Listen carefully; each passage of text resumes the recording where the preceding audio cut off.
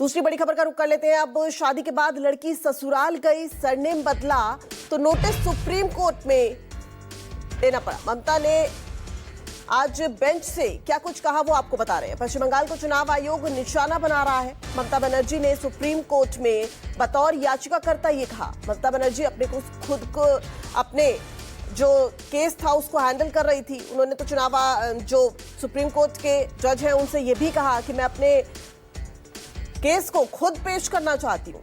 ममता बनर्जी ने आपको बता दें कि एलएलबी की डिग्री ली हुई है, लेकिन बतौर याचिकाकर्ता ममता बनर्जी ने आज ये तमाम बातें कही। उन्होंने कहा कि सुप्रीम कोर्ट में ममता बनर्जी ने क्या कुछ कहा वो हम आपको लगातार बता रहे हैं। हम चुनाव आयोग को नोटिस जारी कर रहे हैं सीजेआई की तरफ से। अब ये बड़ी बात सामने आ गई है।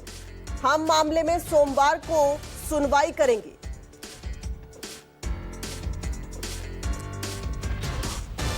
प्रभाकर मिश्रा हमारे सहयोगी हमारे साथ जुड़ गए हैं। प्रभाकर, एसआईआर पर सुप्रीम कोर्ट में आज ये ऐतिहासिक सुनवाई, अभी आप ही बता रहे थे कि ये ऐतिहासिक सुनवाई इन मायनों में भी है कि एक राज्य के मुख्यमंत्री खुद अपना केस जो है वो बता रही है, अपनी दलीलें देती नजर आ रही है, लेकिन आज बतौर याचिकाकर्ता थी। ममता बनर्जी ने तो एलएलबी भी की हुई है, तो वो वकील बनकर नहीं अपना प्रस्तुत कर सकती थी बातें। दिव्या, अदालत में कोई भी अपना केस रख सकता है। ममता बनर्जी खुद ही ट्रेंड एडवोकेट हैं, लॉयर हैं, उन्होंने एलएलबी किया हुआ है। लेकिन वो आई थी तो उन्होंने कोर्ट से उन्होंने वकील भी रखा हुआ था। श्याम दीवान जो बड़े वकील हैं देश के, वो उनकी तरफ से पेश हो रहे थे और उन्होंने कोर्ट से ये गुजारिश की कि माय लॉर्ड, मुझे भी अपनी बात रखने की इजाजत दी जाए। और फिर उसके बाद उन्होंने जो कहना शुरू किया, कोर्ट के इजाजत का इंतजार उन्होंने नहीं किया, इसलिए उन्हें पता था कि कोर्ट इसमें रुकने नहीं जा रहा है। तो उन्होंने जो बोलना शुरू किया और ये कहा कि माय लॉर्ड, एसआईआर को लेके तमाम जो कमियां हैं, जो शिकायतें हैं, उसके लिए हम लगातार चुनाव आयोग को लिख रहे हैं। चुनाव आयोग हमारी शिकायतों पर संज्ञान नहीं ले रहा है। चुनाव आयोग हमें जवाब नहीं दे रहा है और माय लॉर्ड, हमें न्याय नहीं मिल रहा है। तो हम न्याय पाने के लिए कहां जाएं? हम न्याय पाने के लिए आपके पास आए हैं। और उस दौरान वो लगातार ये बात कहने की कोशिश कर रही थी कि दरअसल पश्चिम बंगाल को परेशान किया जा रहा है, उन्हें निशाना बनाया जा रहा है। तब उन्होंने कहा कि बाकी राज्यों में भी चुनाव है, असम में एसआईआर नहीं हो रहा है, उत्तर के राज्यों में एसआईआर नहीं हो रहा है, केवल पश्चिम बंगाल में ही एसआईआर क्यों हो रहा है? तो दरअसल बताने की कोशिश कर रही थी कि पश्चिम बंगाल पर को चुनाव आयोग टारगेट कर रहा है। एक और महत्वपूर्ण मसला आया, वो ये आया, उनके वकील की तरफ से कहा गया कि कई लाख लोगों का नाम, 70 लाख से ऊपर के लोगों को, ऐसे लोगों को नोटिस भेजा गया है जिसके नाम में उच्चारण के चलते कोई गड़बड़ी है, माइनर मिस्टेक है।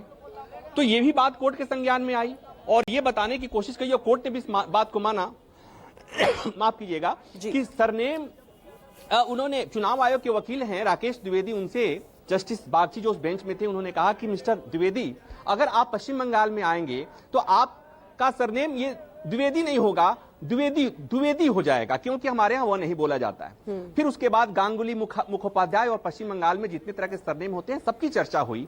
तो कुल मिलाकर ये बात समझ में आई और कोर्ट ने ममता बनर्जी की जितनी शिकायतें थी, कोर्ट ने उस पर चुनाव आयोग से जवाब मांग लिया है।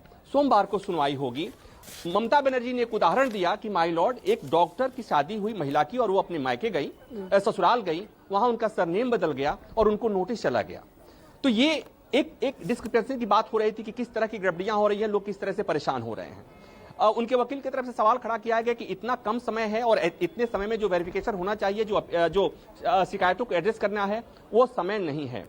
तो ये और ममता बनर्जी की तरफ से एक और बात कही गई जो उनकी याचिका में है, वो ये कि जो 2022 में चुनाव के दौरान जितने मतदाता थे उनके नाम नहीं कटने चाहिए, जो कि नोटिस जो गए हैं उसमें इस बात की पर्याप्त आशंका है कि उनके नाम कट जाएंगे। तो कोर्ट ने कहा कि आपके वकीलों ने जो बातें रखी हैं उन्होंने बेहतर ढंग से रख दी हैं। फिर भी हम आपको सुन रहे हैं। एक बात और आई कि ममता बनर्जी ने कहा कि आधार कार्ड को स्वीकार नहीं किया जा रहा है। इस पर सीजेआई जस्टिस सूर्यकांत ने कहा कि मैं बार ममता बनर्जी सीजेआई कह रही थी और सीजेआई मिस्टर ममता कह रहे थे। और ये ऐतिहासिक मौका था। मैं इसे ऐतिहासिक मौका इसलिए कह रहा हूं कि देश की सबसे बड़ी अदालत में किसी सूबे का मुख्यमंत्री, संवैधानिक पद पर बैठा हुआ व्यक्ति, एक संवैधानिक संस्था चुनाव आयोग पर यह आरोप लगा रहा है देश के मुख्य न्यायाधीश के सामने, सुप्रीम कोर्ट के सामने, कि वो अपने संवैधानिक कर्तव्यों का पालन नहीं कर रहे हैं। तो ये इस लिहाज से बहुत ऐतिहासिक मसला मौका था। और अगली सुनवाई सोमवार को होगी। उनकी शिकायतों पर चुनाव आयोग को जवाब देना है। चुनाव आयोग का जवाब आएगा, उसके बाद से सोमवार को इस पर एक बार फिर सुनवाई होगी। बहुत शुक्रिया प्रभाकर इस तमाम जानकारी के लिए। तो बहुत